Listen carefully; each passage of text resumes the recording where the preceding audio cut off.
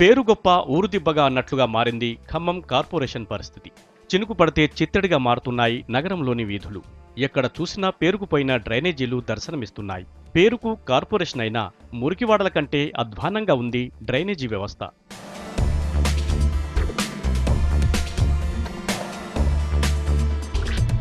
మనం చూస్తున్న ఈ డ్రైనేజ్ కాల్వ ఎక్కడో మారుమూల మురికివాడలుంది కాదు, అక్షరాల ఖమ్మం నగరంలోది.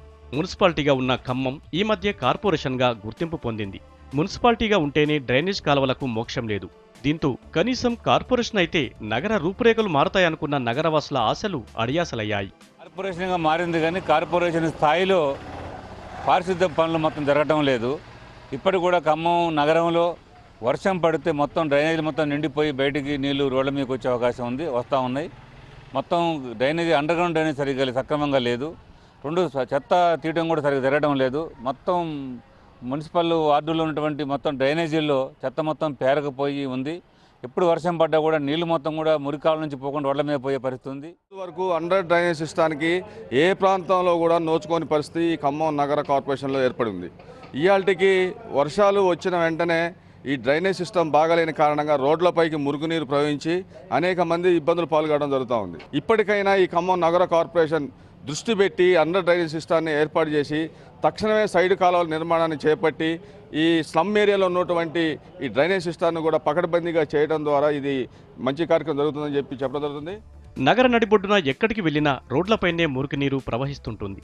చిన్నపాటి వర్షాలకే పరిస్థితి ఇలా ఉంటే ఇక వర్షాకాలంలో పరిస్థితి ఎలా ఉంటుందో అర్థం చేసుకోవచ్చు. డ్రైనేజీ వ్యవస్థ సరిగా లేక రోడ్డుపైనే మురికినీరు ప్రవహిస్తుండడంతో నగరవాసులు రోగాల పాలవుతున్నారు. కార్పొరేషన్గా గుర్తింపు పొందిన తర్వాత అయినా డ్రైనేజ్ సిస్టమ్ డెవలప్ చేస్తారని ఆశపడ్డ నగరవాసులకు భంగపాటు తప్పడం లేదు. డ్రైనేజ్ వ్యవస్థ పురాతనమైనటువంటిది. దాన్ని మార్పులు చేర్పులు చేయడంలో ఈ కమిషనర్ గారు పూర్తిగా ఫెయిల్ అయ్యారు. ఈవేళ వర్షం వచ్చిందంటే చిన్న వర్షానికి కూడా అటు లెనిన్ నగర్ కానివ్వండి, నెహ్రూ నగర్ కానివ్వండి, బస్ స్టాండ్ కానివ్వండి, మోకాళ్ళలోతు నీళ్లలో ప్రయాణికులు బండ్లతోటి కానివ్వండి, కాలినడకను కానివ్వండి అవస్థలు పడేటటువంటి పరిస్థితి వచ్చింది.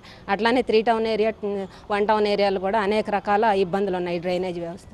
అధికారులు మాత్రం డ్రైనేజ్ సిస్టమ్ డెవలప్కు టైం పడుతుందంటున్నారు.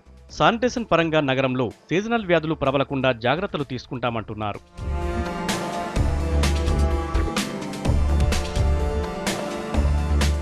కనీస జాగ్రత్తలు తీసుకొని రోడ్లపై మురికినీరు ప్రవహించకుండా చర్యలు తీసుకోవాలని కోరుతున్నారు నగరవాసులు.